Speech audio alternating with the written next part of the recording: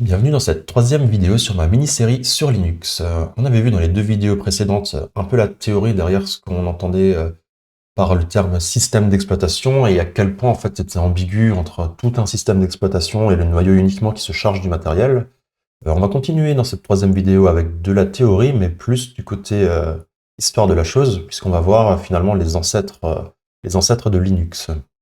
Alors mon ancêtre le plus direct c'est Unix, hein. C'est vraiment le titre de cette vidéo. Mais on va commencer avant tout, enfin avant ça en fait, à voir l'ancêtre d'Unix également, qui n'était autre que Multics. Donc c'était quand même un peu difficile de trouver, enfin difficile. Il existait énormément de ressources finalement sur cette époque, mais bon moi, vu mon jeune âge, vous vous doutez bien que je l'ai pas vécu. Ça s'est passé notamment dans les années 60, 70, 80 quoi. Du coup je me base beaucoup sur le travail de Laurent Bloch, qui est un informaticien et chercheur qui a vécu en fait cette histoire de l'intérieur, qui a un blog. J'ai des sources en description de la vidéo. Il écrit bien et c'est assez intéressant de lire la chose, quoi. L'article que je vous ai mis en commentaire explique de façon assez ludique finalement comment s'est passée cette période et comme dit c'est bien écrit, c'est un gros pavé, il est super long. Mais si vous pouvez le télécharger en EPUB et le lire un soir avant d'aller dormir, je pense que vous passerez un coup de moment, quoi. Sinon, moi je tente un peu de résumer la chose dans cette vidéo. Alors il n'y a pas que ça, hein, je vais aussi tirer des infos d'autres sources, mais ça reste la source principale, quoi. Donc on peut reprendre où on en était. Je vous disais, on parlait de Multics. Alors Multics, bon, et, là vous voyez, je vous ai mis à l'écran le logo du système d'exploitation. Bon, à cette époque, il n'y avait pas grand-chose de graphique, hein, donc on va s'en contenter. Globalement, c'était quoi? C'était, alors faut se remettre dans le contexte, on est en 1964. Les ordinateurs, c'est quand même des très gros trucs dont le but principal, c'est de réaliser des calculs assez complexes, mais ouais, des trucs, enfin, c'est uniquement professionnel. Et comme j'avais expliqué dans l'épisode précédent, à cette époque, la plupart des systèmes, pas tous, hein, il y en avait déjà, mais la plupart étaient quand même monotâches. Donc on avait des batchs qui s'exécutaient un à la suite de l'autre.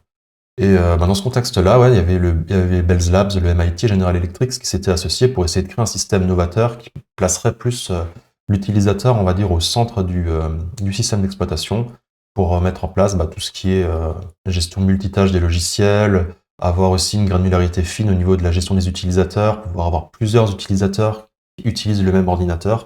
Tout ça, c'était des notions qui n'existaient pas vraiment à l'époque. Donc là, ils se sont dit qu'ils allaient en fait tenter d'implémenter en fait toutes ces notions dans un système.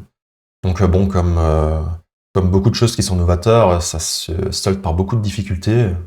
Ça a notamment été un gros cauchemar industriel en fait à développer dans les temps, au point que Bell Labs quitte le projet 5 ans plus tard, en 69.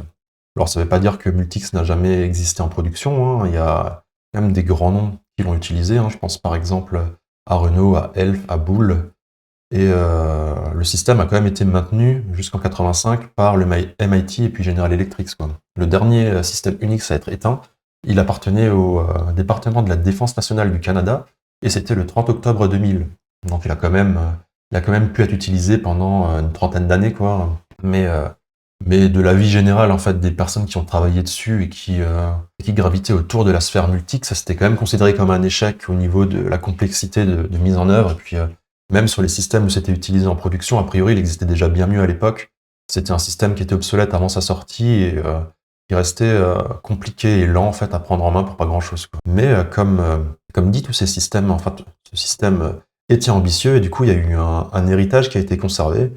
Il y a des ingénieurs de chez Bell Labs qui ont travaillé dessus et puis qui ont vu en fait ce qui était à prendre et ce qui n'était pas à prendre. Faut que je me mouche, désolé. Comme on l'a dit déjà, il y avait tout ce qui partait du multitâche en fait qui était plutôt bien géré, qui était une bonne idée. Il y avait aussi le fait que c'était le premier système à utiliser une arborescence pour gérer les fichiers. Donc globalement avoir des dossiers, quoi, hein, dire qu'on a un dossier par exemple document qui va contenir nos informations personnelles, un dossier ETC qui va contenir les informations système, ce genre de truc. C'est aussi un des premiers systèmes à avoir des niveaux de privilèges, dire qu'une application qui tourne justement dans le noyau n'a pas les mêmes droits qu'une application qui serait plus dans l'espace utilisateur, hein.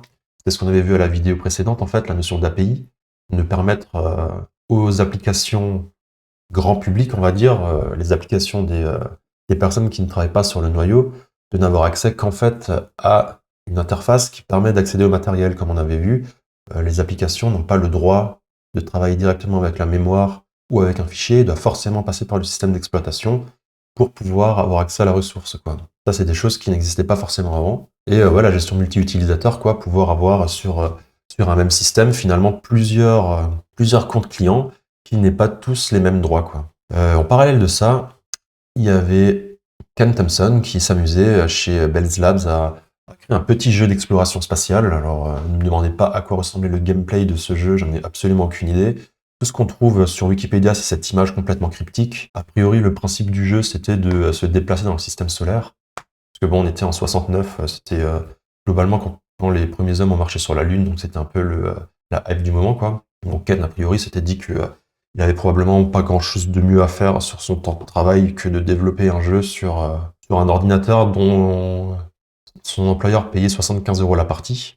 C'était sur Geekos, je sais pas comment ça se... GECOS, qui était justement un système d'exploitation qui était utilisé un peu avant Multics, quoi. Mais ouais, ça aussi, c'était assez intéressant de voir à quel point finalement les employés chez Bell's Labs à l'époque avaient quand même une marge de manœuvre assez exceptionnelle au niveau de l'utilisation de leur temps, quoi. Que ouais, comme dit, a priori, c'était pas forcément un problème qu'un employé passe une majorité de sa journée à développer des jeux qui servent juste à lui-même, quoi, et d'utiliser toutes les ressources du laboratoire pour ça, quoi. Alors c'est marrant parce que dans l'article de Laurent, ils expliquaient, je sais pas trop à quel point c'est du troll ou si c'est réel, que l'avantage en fait de l'informatique à cette époque, c'était que tes supérieurs ne comprenaient absolument rien à ce que tu faisais en tant que ingénieur informaticien. Et du coup, en fait, c'était super facile de leur raconter un gros bobard pour finalement pouvoir leur allouer du temps en fait pour faire des jeux en fait, puisque si les ingénieurs disaient qu'ils avaient besoin de 3 semaines pour développer un système de fichiers ou un truc complètement cryptique, bah, les boss ils allaient l'accepter, et comme les boss sont pas capables de comprendre vraiment ce qu'ils font réellement, s'ils passent les 3 quarts de ce temps à développer un jeu, finalement, ils voient pas en fait que les ressources ont été entre guillemets perdues. Mais bon, après, c'est aussi une politique de la boîte qui, à cette époque, a permis finalement de stimuler l'innovation et la création grâce justement à cette liberté de mouvement qu'avaient les employés. Enfin bon, bref, toujours est-il que là, Ken Thompson avait créé son jeu, il fonctionnait bien sur GeekOS, ça coûtait 75 € la partie, il trouvait que ça faisait peut-être quand même un peu cher, donc à un moment, il avait vu un PDP-7, c'est ce type d'ordinateur qui traînait finalement dans un coin. Et là, le temps d'exécution en fait d'un logiciel sur cet ordinateur-là, a priori, est beaucoup moins cher. Donc il s'est dit que ça allait être bien de pouvoir continuer finalement à être payé par son employeur pour porter le jeu qu'il avait initialement créé sur GeekOS sur ce nouveau système, quoi. Par contre, il faut savoir que le PDP-7, le système d'exploitation qu'il y avait de base dessus, était méga rudimentaire, on pouvait pas faire grand-chose avec. On devait directement gérer le matériel comme dit, sans abstraction, en fait, on n'avait pas cette notion de noyau, donc toutes les applications qu'on développait, c'était un peu un noyau en fait de fait, quoi, puisqu'il fallait vraiment s'embêter à trouver le fichier sur le disque dur, comprendre comment il marchait mécaniquement, récupérer la donnée, enfin c'était vraiment très très laborieux, quoi. Donc Ken s'était dit que ça allait quand même être intéressant de mettre en place différentes briques applicatives pour l'aider finalement à développer son jeu de façon confortable sur ce nouveau système. Et comme c'était aussi un ingénieur qui avait bossé sur Multics, qui savait ce qui fonctionnait bien, ce qui fonctionnait mal, en fait, il a de fait, il n'avait pas pour objectif en soi de développer un nouveau système d'exploitation, mais à force de développer par exemple un système de fichiers qui fonctionne mieux, à force de gérer un système qui permettait de facilement écrire sur l'écran, de récupérer des informations du clavier, etc. Au bout d'un moment, il a fini par créer un système entier qu'on a considéré comme étant Unix, quoi. Je suis même pas sûr que ce soit lui qui ait trouvé le nom. Je suis même pas sûr qu'il y avait un nom d'ailleurs à cette époque. Mais en tout cas, il a créé de fait un système d'exploitation en travaillant brique par brique à l'implémentation, plutôt au portage de son jeu sur ce nouvel ordinateur, quoi. C'est ça qui est assez marrant. Et à côté de ça, Denis Ritchie, qui était un collègue en fait à Ken Thompson, s'est dit que ça pouvait être bien de porter le PDP-7 sur le langage C. Il y a un autre langage que lui avait conçu dans le but de créer de la portabilité, c'est-à-dire juste avant, quand on crée un logiciel pour un type d'ordinateur, en fait, il fonctionnait que sur cet ordinateur-là, parce que le processeur, ce qu'on avait vu dans la vidéo précédente, donc l'unité qui permet de faire les calculs sur l'ordinateur, donc de vérifier les états des variables, ce genre de choses, avait chacun son langage de programmation, et on ne pouvait pas en fait utiliser un logiciel qui a été conçu pour un type de processeur sur un autre.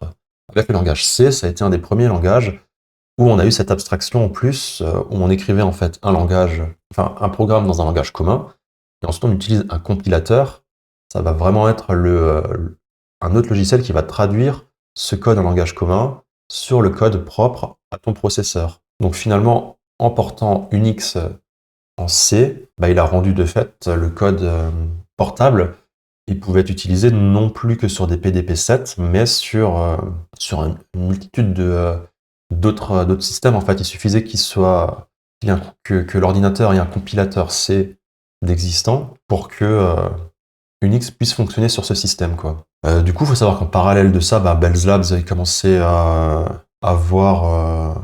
voilà, ils ont compris qu'ils avaient entre les mains un système d'exploitation finalement qui était performant et qui fonctionnait bien.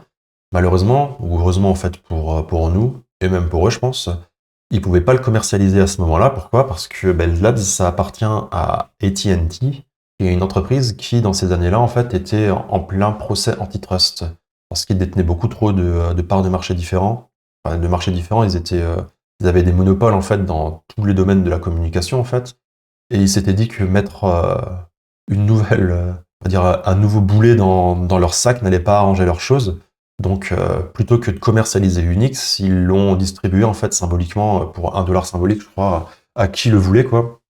Donc, ce qui s'est passé, c'est qu'énormément d'universités en fait ont acheté entre guillemets cette licence pour pouvoir utiliser le système sur leur ordinateur. Et les étudiants en fait l'ont appris. Ils ont appris à l'utiliser, à le concevoir, à développer dessus. Ils l'ont amélioré aussi, hein. Il y avait des trucs, comme dit, de base Unix, c'était un système d'exploitation de fait qui a été conçu dans l'unique but de porter un jeu sur un ordi.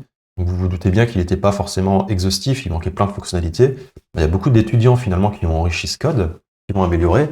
Et ces étudiants, bah, plus tard, quand ils ont commencé à travailler, bah, ils connaissaient très bien Unix, donc c'est naturellement que dans leurs entreprises, ils ont fini par proposer en fait à leurs employeurs d'utiliser Unix et de développer des outils là-dessus, quoi. Et c'est comme ça que ouais, par exemple, même TCP/IP, les bases d'internet, ce genre de choses, en fait, ont été conçues finalement grâce à Unix, grâce à ce système qui a été distribué presque gratuitement. Il y avait ouais, c'est l'université de Berkeley, je crois, qui a commencé à créer son propre système basé sur Unix aussi, qui s'appelle BSD. Mais ouais, c'est comme ça que la graine a pris.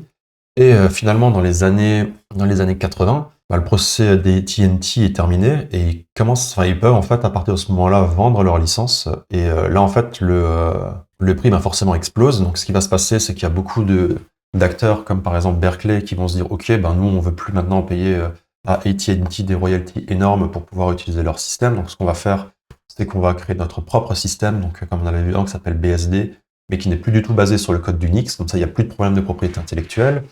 Il y a d'autres acteurs comme IBM ou HP qui vont décider finalement d'acheter des droits d'utilisation en fait finalement à AT&T pour pouvoir porter Unix pardon, sur leur propre machine avec leur propre variante. Il y en a qui font un peu des deux. Enfin bref, ça devient un peu le bazar parce que plus personne ne veut vraiment payer les droits exorbitants que demande AT&T ou parce que tout le monde trouve Unix globalement bien mais aimerait le voir fonctionner un peu différemment. Donc ça devient le gros bazar. Il commence à y avoir plein de versions différentes d'Unix qui existent mais qui ne sont pas forcément compatibles entre elles. Donc l'Institut des ingénieurs en électricité et en électronique, l'IEEE, bah, décide enfin déjà c'est quoi? C'est une institution professionnelle, une des plus grandes au monde, qui possède des centaines de milliers de membres, qui est présente dans 160 millions, 160, dans 160 pays, bah, décide c'est trop le bordel en fait, on comprend plus rien, que bah, dans ces années-là, on pouvait faire un logiciel qui fonctionnait à peu près sur un Unix, mais pas forcément sur un autre. Donc ils se sont dit qu'ils allaient créer une genre de certification qui existerait entre ces différents systèmes. Ça s'appelle POSIX. Donc l'idée, c'était de pouvoir dire que si un logiciel était certifié POSIX, ben, qu'il allait fonctionner sur tous les systèmes d'exploitation qui étaient eux aussi certifiés POSIX. Donc l'idée, c'était qu'en 89, à partir de là, je crois, si le gouvernement américain lançait un appel d'offres pour le développement d'un logiciel quelconque, il devait être certifié POSIX pour être certain qu'il fonctionnerait un peu partout, quoi, et pas qu'après il soit bloqué sur une machine en particulier. C'est vrai qu'on a fait un gap un peu long. On verra ça dans un prochain épisode, ce qui s'est passé entre les années 60 et 90.